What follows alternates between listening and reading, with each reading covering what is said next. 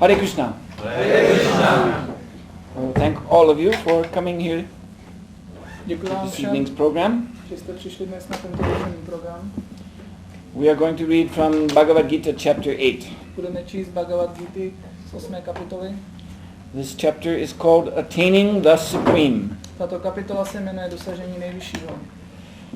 And we shall read text 27, A budeme číst verš 27. which is the next to the last verse of this chapter. Což je předposlední verš této kapitoly. Naite shruti parta janan yogi muhyati kashchana tasmat sarveshu kaleshu yoga yukto bhavarjuna na Nikdy. ete Tyto dvě shruti rozdílné cesty.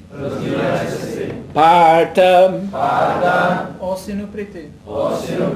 janan Třeba, že zná. yogi Oddaný pána.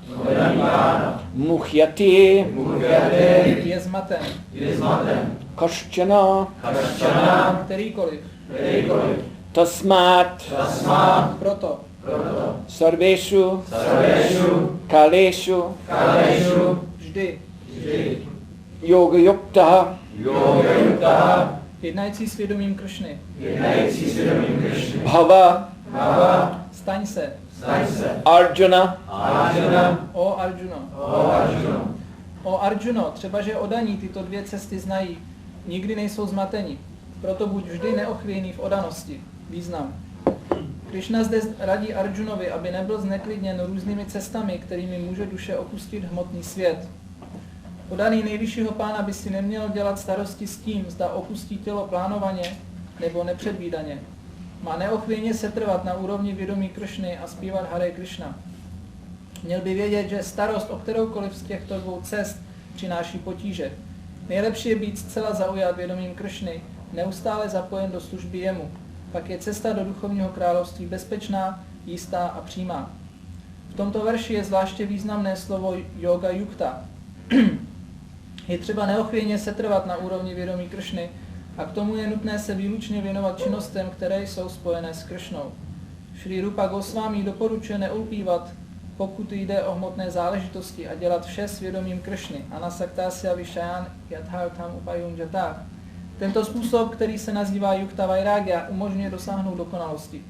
Oddaný tedy není těmito popisy zneklidněn, jelikož ví, že cestu do svrchovaného sídla má zaručenou vykonáváním oddané služby.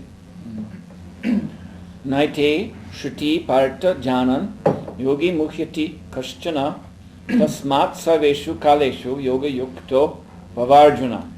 O Arjuno, třeba že oddaní tyto dvě cesty znají, nikdy nejsou zmateni, proto buď vždy neochvějný v oddanosti. Okam krodi bachala mangamangayate grimat kripanam namne Shri Gurum Dinatadanam. So, these two paths that Krishna is speaking of have been described by him in the verses previous to this one. Takže tyto dvě cesty, o kterých zde Krishna hovoří, už popisoval v předcházejících verších. So they go by the name of Shukla and Krishna. Nazývají se Shukla a Krishna. So in this sense of Krishna, this does not mean Bhagavan Shri Krishna, but it means the dark path. Krishna can also mean dark or black. A v tomto smyslu ten termín Krishna neznamená Bhagavan Shri Krishna, ale Krishna také může znamenat tmavý. And Shukla means white or bright. A Shukla znamená bílý nebo jasný. These paths are also described by Narada Muni in the Srimad Bhagavatam. Tyto cesty také popisuje Narada Muni ve Srimad Bhagavatamu. So what is here called the Krishna path, there is called Pitrayana. Takže co zde je nazýváno cestou Krishna, tak tam se nazývá Pitrayana. So Yana means path or method. Jana znamená cesta nebo metoda. And Pitri means forefathers. A Pitri znamenají předci. So this is a path of elevation by which one performs sacrifices to achieve the Pitri Loka. Takže je to cesta povýšení, kde osoba vykonává oběti, aby dosáhla Pitraloky. And Pitriloka is closely associated with the moon planet. A Pitraloka je úzce spojená s planetou, s měsícem. So on this path one goes to the planet of the forefathers. Takže na téhle cestě osoba jde na planety předků. And stays there for a long time. A zůstává tam na dlouhou dobu. But then will come back down Ale poté se vrací zpět. and take birth on earth again. A znovu se musí narodit na zemi. Therefore Krishna says that those who follow this path, they come back. Proto Krishna říká, že ti, kdo následují tuto cestu, tak přicházejí zpátky. The Shukla path, Narada Muni calls the Devyana. Ale cestu Šukla Narada Muni nazývá Devayana. So Deva means the greater demigods. Deva to znamená polobozy. So those who follow this path, they're practicing Jnana Yoga and mystic yoga. A ti, kdo následují tuto cestu, tak praktikují Jnana jogu a mystickou jogu.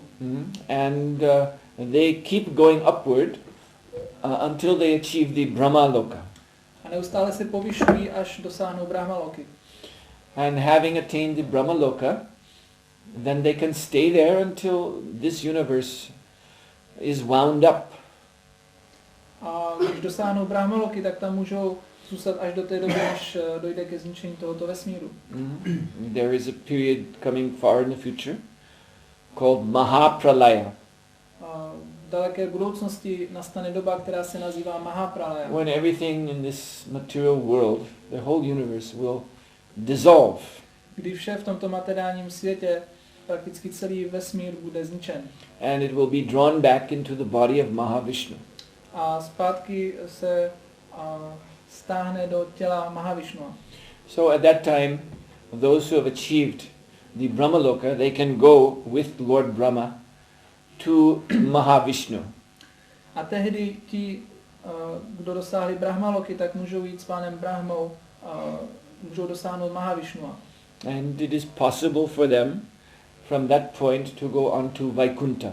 A je pro ně možné jít z tohoto bodu na Vaikuntu. Or they may come back with the next outbreathing of Mahavishnu when new universes are generated.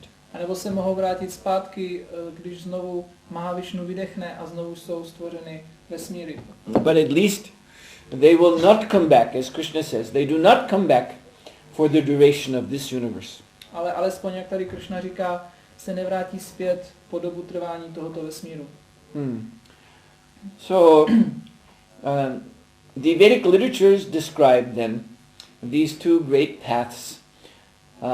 One is the path of karma to the Pitriloka, the other is the path of jnana, or knowledge that goes up to Brahmaloka. Takže vědecká literatura popisuje tyto dvě stezky. Jedna se nazývá karma yoga a vede na Pitriloku a druhá se nazývá jnana yoga a vede na Brahmaloku. And these are great sciences of spiritual elevation.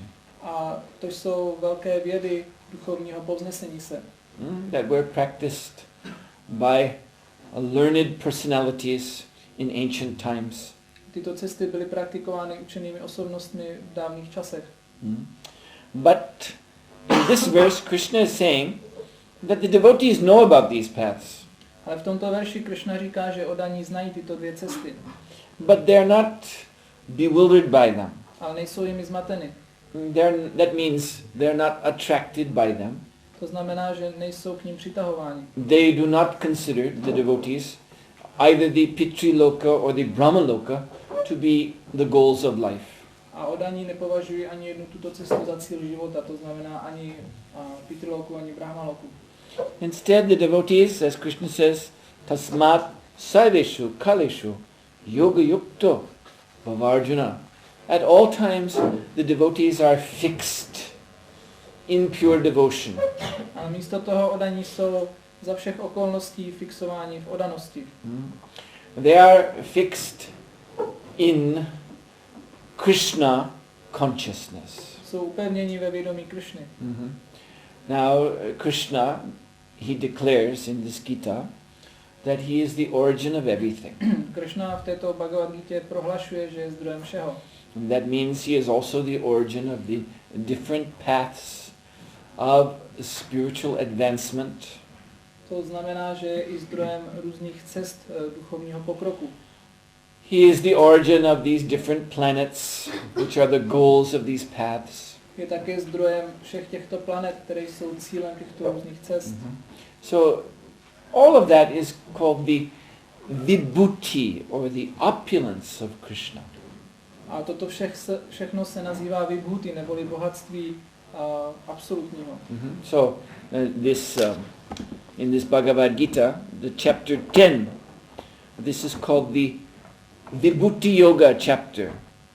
In this chapter, the Lord is describing all of his different opulences.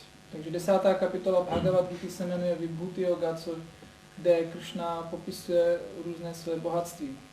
But the point of this chapter, chapter 10, the point of the whole Bhagavad Gita is that we should see that Lord Krishna is the absolute truth. He stands behind all of these other paths and their different goals. Ale cílem 10. kapitoly a vlastně i celé Bhagavad Gita je, že bychom měli vidět, že Krishna stojí mimo všechny tyto cesty a jejich příslušné cíle. And therefore Krishna tells Arjuna, aham savasya prabhavo matak sarvam pravartate, that we should know that everything is flowing out of Krishna. A proto Krishna říká Arjunovi, že bychom měli vědět, že všechno vychází z něho. He is the source of everything. On je zdrojem všeho. So, itivatma bhajantimam, Krishna says, anyone who actually knows this, then he becomes a devotee of the Lord. A Krishna říká, že každý, kdo toto v skutku zná, tak se stane mým oddaným. And Buddha bhava samanvita. He worships the Lord in transcendental realization. A uctívá Pána v transcendentální realizaci. Knowing that there is actually nothing else than Krishna to be attained. A ví, že není nic jiného, čeho by osoba měla dosáhnout než Krishny.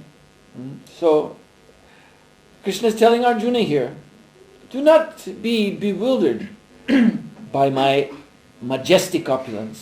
Takže Krishna tady říká Arjunovi, aby nebyl zmatený jeho majestátním bohatstvím. Be ever fixed in devotion to me. A aby byl vždy upevněn v oddanosti jemu. And he's speaking directly to Arjuna that you do your duty in your life for me. Hovoří přímo k Arjunovi a říká mu, vykonávej svoji povinnost pro mě. And in this way you will come to me. A tímto způsobem ke mně přijdeš. So the Lord is saying there is no need for you to take up some very difficult path of mystical elevation. Takže říká, není zapotřebí, aby si přijmul nějakou velice obtížnou cestu mystického povýšení se. Passing through different material planetary systems. A abys musel procházet různými materiálními planetárními systémy. Over millions and millions and millions of years. Po dobu milionů a milionů let. And always risking to come back to this material world. Aby si byl neustále v nebezpečí, že se vrátíš zpátky do materiálního světa. Either within this universe, ať už do tohoto vesmíru, or the next universe that will come out of Mahavishnu. A nebo do příštího vesmíru, který vzejde z Mahavišnu. The Lord is saying you can take the straight path back home, back to Godhead. Pán říká, že můžeš přijmout cestu, která vede zpátky k Bohu. You can attain my eternal association. A můžeš dosáhnout mé věčné společnosti. Simply by engaging in this natural process of devotional service. Jednoduše, když se zaměstnáš v tomto přirozeném procesu oddané služby. Why is devotional service natural? Proč je oddaná služba přirozená? Because all of us are naturally servants. Protože všichni z nás jsme přirozeně služebníci.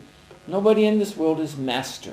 Nikdo v tomto světě není pán. Although we may like to think of ourselves as such. I když se nám to může líbit uvažovat o sobě, že jsme.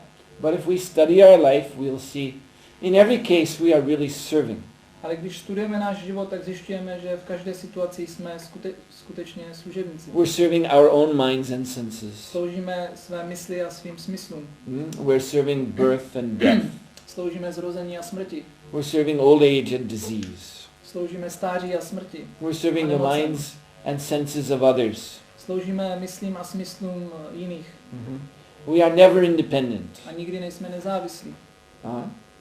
So, then the question is, if our position is to be servant, then who shall we serve? Takže otázka je, pokud jsme služebníci, komu bychom měli sloužit.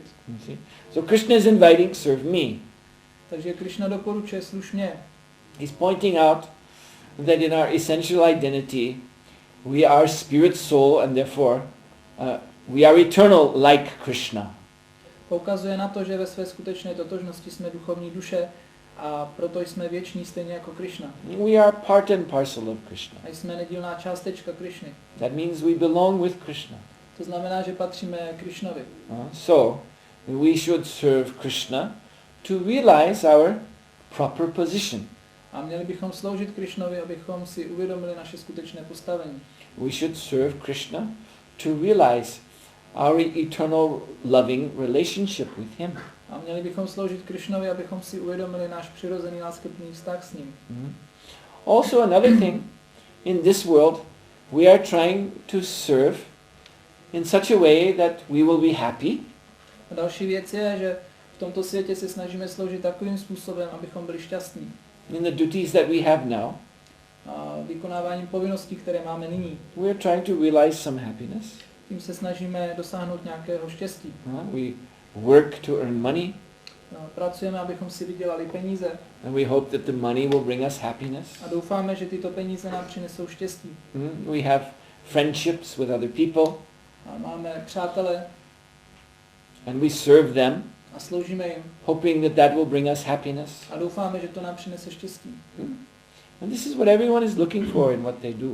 A to je to, proč každý dělá to, co dělá. But again, in the absence of Krishna consciousness, Ale znovu v nepřítomnosti vědomí Krishny, if we're just serving matter, in other words, jinými slovy, pokud pouze sloužíme hmotě serving the needs of this body, a material body, sloužíme potřebám tohoto materiálního těla serving other material bodies, a sloužíme jiným materiálním tělům, then that is not going to give us any ultimate satisfaction. tak to nám nepřinese žádné konečné uspokojení. Maybe temporarily there is some flickering happiness for a few moments. Možná dočasně na pár okamžiků je tam nějaké třepotající se štěstí.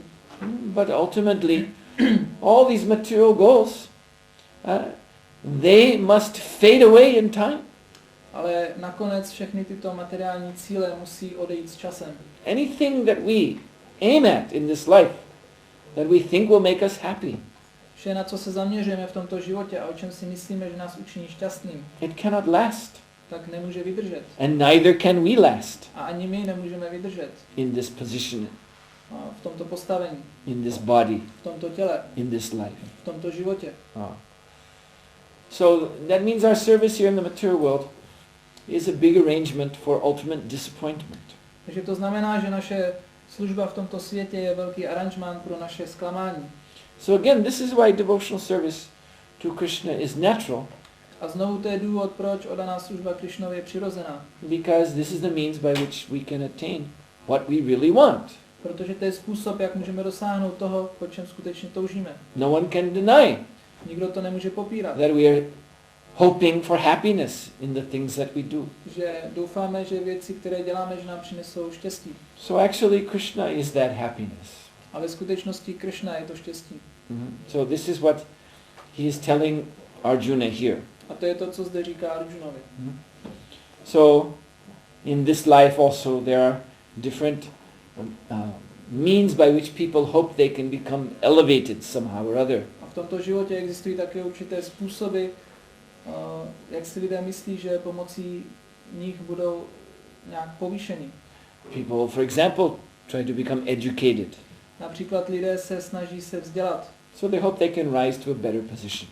protože doufají, že si povýší.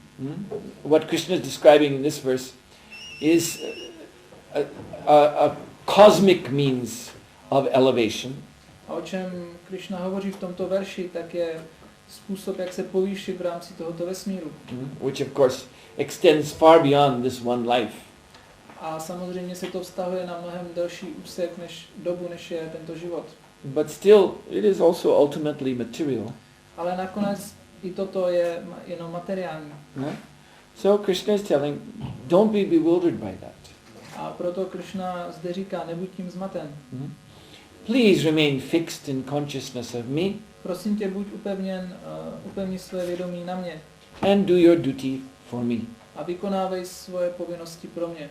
And then in the next verse, text 28, a v příštím verši číslo 28, Krishna says, a person who accepts the path of devotional service osoba nebo ten, kdo se vydá po cestě oddané služby, is not bereft of the results derived from studying the Vedas, nepřichází o výsledky studia Ved, performing austere sacrifices, konání obětí, giving charity, podstupování askeze or pursuing philosophical and fruitive activities, a dávání milodaru, filozofického zaměření. Simply by performing devotional service he attains all these, and at the end he reaches the supreme eternal abode. A samotnou oddanou službou to vše získává a nakonec dospěje do nejvyššího věčného sídla. Because again, all these things come from Krishna. Protože znovu všechny tyto věci pochází od Krishny. So that means whatever is desirable in these things, they're originally in Krishna. Takže to znamená, že všechno, po čem můžeme toužit v těchto věcech, tak pochází z Krishny.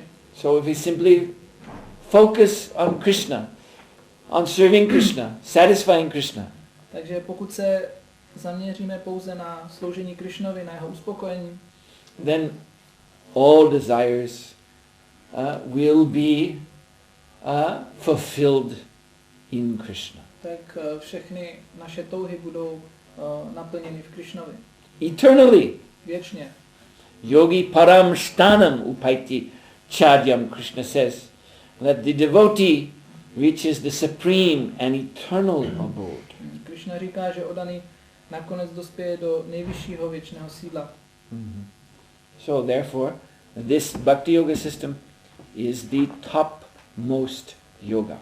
Proto tento systém bhakti yogi je nejvyšší druh yogy.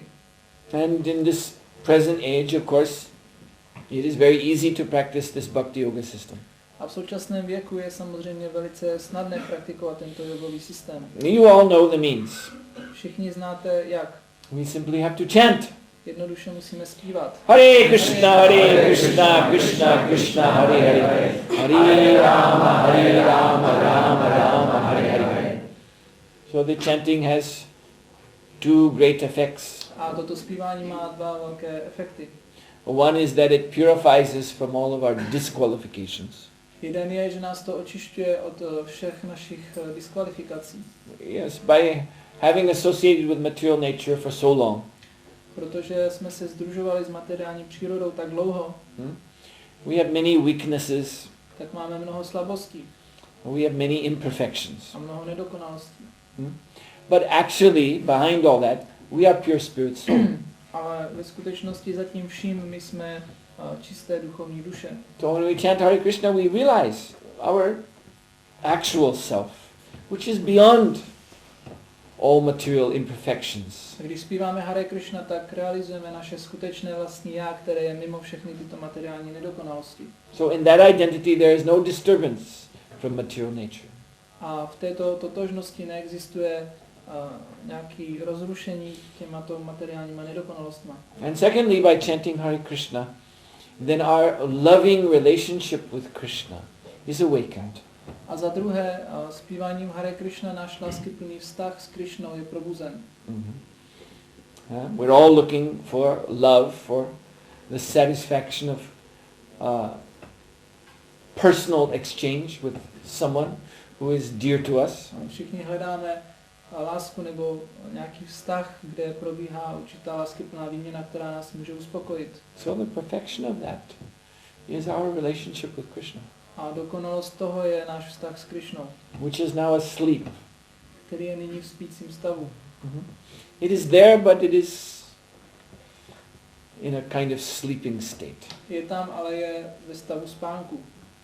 And so instead of being awake to the real loving relationship, now we dream of having relationships here, there, trying to find that satisfaction. Takže místo toho, abychom byli probuzeni k tomuto skutečnému vztahu, tak jenom spíme a sníme a představujeme si, že máme vztahy tady s různými osobami. So Krishna consciousness, chanting Hare Krishna, wakens us up from this dream. Takže zpívání Hare Krishna a vědomí Krishny nás probudí z tohoto snu. And places us in direct personal contact with the Supreme Lord. A umístí nás do přímého osobního kontaktu s nejvyšším pánem. So I thank you very much. Děkuji vám mnohokrát. Do you have any questions at this time? Máte teď konc nějaké otázky? We'll try to answer. Pokusíme se je zodpovědět. Yes, in the back there. Proč se člověk jako má vymanit z té hmotné přírody, když hmotná příroda je energie nejvyššího pána? Why should man try to disentangle himself from the material nature when this material nature is the energy of the Supreme Lord? The problem is that you are not in this, those who are in this material consciousness are not relating with the material nature as it actually is. Problém je, že ti, kteří jsou ve vztahu s touto materiální energií, tak s ní nejednají tak, jak ona skutečně je. Actually, Krishna's energy is spiritual. Protože ve skutečnosti Krishnova energie je duchovní. But when we're in material consciousness, ale když jsme v materiálním vědomí, then this spiritual nature acts materially. Tak tato duchovní energie jedná hmotně. Material consciousness means thinking that I am the Lord, I am the controller, I am the enjoyer. Materiální vědomí znamená myslet si, já jsem kontrolor, já jsem poživatel. That this energy is mine. A tato energie je moje. Let me manipulate it as I like. A budu s ní si dělat, co já chci. As soon as we have that attitude, a jakmile máme tento postoj, then Krishna's energy, which is spiritual, tak Krishnova energie, která je duchovní, acts materially. Jedná hmotně. Just like in a play. Jako ve hře.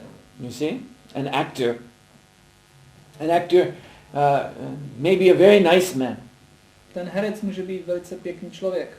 A very good-hearted person. Může mít dobré srdce. But in this drama, he must play an evil man, a murderer. Ale v tomto dramatu musí hrát nějakého zloducha, vraha třeba. Someone who frightens us. Někoho, kdo nás děsí. And he can do that because he's an expert actor. A on to může udělat, poněvadž je perfektní herec. He convinces us that he is dangerous. A dokáže nás přesvědčit, že je nebezpečný. But actually he's a nice person. Ale ve skutečnosti je to pěkný člověk. So the Lord's energy is exactly like that. A Pánova energie funguje stejným způsobem. The Lord's energy is spiritual. Pánova energie je duchovní. But now it is causing us so much trouble. Repeated birth, death, disease, old age. Ale teď nám způsobuje mnoho problémů, opakované zrození a stáří, nemoc a smrt. Because our attitude is wrong. Poněvadž máme špatný postoj. So if you think that you're in the material world, takže pokud si myslíš, že jsi v materiálním světě, that means you're in illusion. Znamená to, že jsi v iluzi. So you shouldn't be in illusion. Takže bys neměl být v iluzi. Yes, you should relate with Krishna's energies. Ano, měl by se vztahovat k Krishnovým energiím. But his energies are spiritual. Ale jeho energie jsou duchovní. If you think that they're material, pokud si myslíš, že jsou materiální, then something is very much wrong with you. Tak něco je velice špatně s tebou. So you shouldn't stay in that position. Takže bys neměl v tomto postavení zůstávat. That is a diseased condition of life. To je nemocné postavení v životě. So one should come to a healthy life. Člověk by měl přijít do zdravého stavu. Pure consciousness. Do čistého vědomí. And this way gain pure spiritual vision. A tímto způsobem získat čistou duchovní vizi. See the reality. Vidět realitu. That there is only Krishna and his spiritual nature. Vidět, že tady je pouze Krishna a jeho duchovní příroda. There is no material nature. Že neexistuje materiální příroda. That is our wrong vision of things. To je náš špatný pohled na věci. Any other question? Další otázka nějaká? Yes? Proč nám tak dlouho trvá probudit ten spící vztah s Krishnou? Why does it take so long to awaken this sleeping relationship with Krishna? Well, when you say long, that is relative. Když říkáš dlouho, tak to je relativní. We may think that 10 years is a long time, Můžeme si myslet, že 10 let je dlouhá doba. but in terms of the span of this universe, 10 years is nothing. Ale když zvážíme délku tohoto vesmíru, dobu trvání tohoto vesmíru, tak 10 let je nic. One entire human life is less than the time it takes for Lord Brahma to blink an eye. Délka lidského života je kratší dobou než pan Brahma mrkne okem. Mm-hmm. So you have to remember the relativity of time. Takže bychom neměli zapomínat na relativitu času. So Krishna says in this Gita very clearly, Krishna v Bhagavad Gita velice jasně říká, Shaknoni yaiva yatshoham prakshavi sharira vimokshana kama krodha bhavam vidhi. So if you can sayukta sasukhinara, yes. So you can become happy in this lifetime. You can become connected to Krishna in this lifetime. Zde Krishna říká, že s ním můžeme být spojeni v tomto životě. And within the time it takes before you give up this body. Neboli v době před opuštěním našeho současného těla. It can be done. Toho můžeme dosáhnout. But kama krodha bhava begam, Krishna says, we have to give up the impulses of lust and of anger. Ale Krishna říká, musíme se vzdát impulsů chtíče a hněvu. So these are great bad habits. To jsou velké zlozvyky. Kama and krodha. Káma a krodha. It may take some time to overcome these bad Může nám habits. nějakou dobu trvat, než tyto zlozvyky překonáme. But Krishna assures it can be done within the period of this life. Ale Krishna nás ujišťuje, že toho můžeme dosáhnout za dobu našeho života. And that's a very short time. A to je velice krátká doba. As I said, less than it takes the time for Lord Brahma to blink an eye. Jak jsem říkal, Much je to less. mnohem kratší doba, než co zabere pánu Brahmovi, aby mrkl okem. Anything else? Ještě něco? Yes? Kde se stala chyba, proč průměrný člověk obrátil svou pozornost ke hmotě? A nebo je to vlastnost každý civilizace? Where was the mistake that the man turned his attention to matter, or is it a mistake of every civilization? Well, this is a spiritual disease. Toto je nemoc ducha. You cannot say this starts with some civilization. Nemůžeme říct, že to začíná s nějakou civilizací, It starts with the soul. ale začíná to u duše. That the soul, who is always part and parcel of Krishna, Že duše, která je vždy nedílnou částí Krishny, has exercised his independence wrongly. Vlastně špatně použila svoji nezávislost. Because we are spiritual, naturally we have independence. Poněvadž jsme duchovní bytosti, tak přirozeně máme malou nezávislost. Not unlimited independence. Ne neomezenou nezávislost. We can choose to love Krishna. Můžeme si vybrat, buď budeme milovat Krishnu. You see, love means choice. Láska znamená volba. Love develops by free will, not by force. Láska se vyvíjí svobodným rozhodnutím, ne násilím. So there's a possibility to love Krishna by our free will.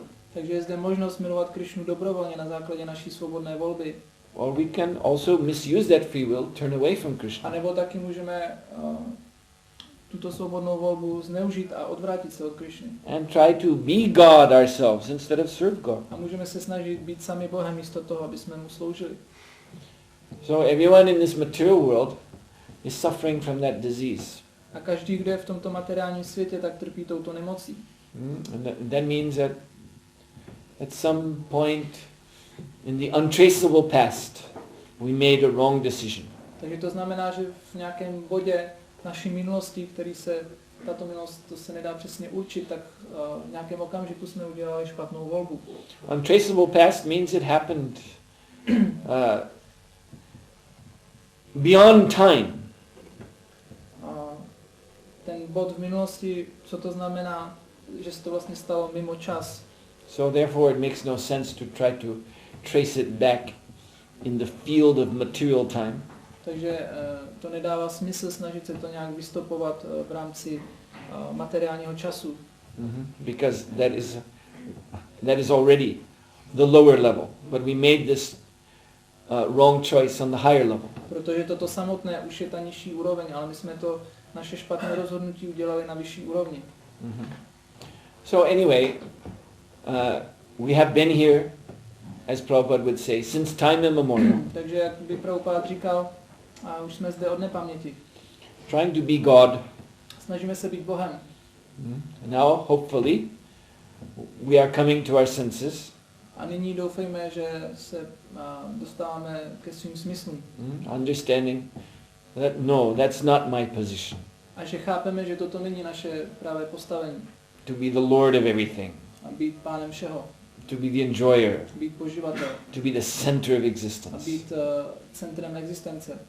Actually, I am servant. Ve skutečnosti já jsem služebník. So let me intelligently take up devotional service to Krishna. Takže bychom měli inteligentně přijmout oddanou službu Krishnovi. So that is the method of curing this spiritual disease. To je způsob, jak vylečit tuto nemoc duše. Anything else? One more question? Ještě jedna otázka nějaká?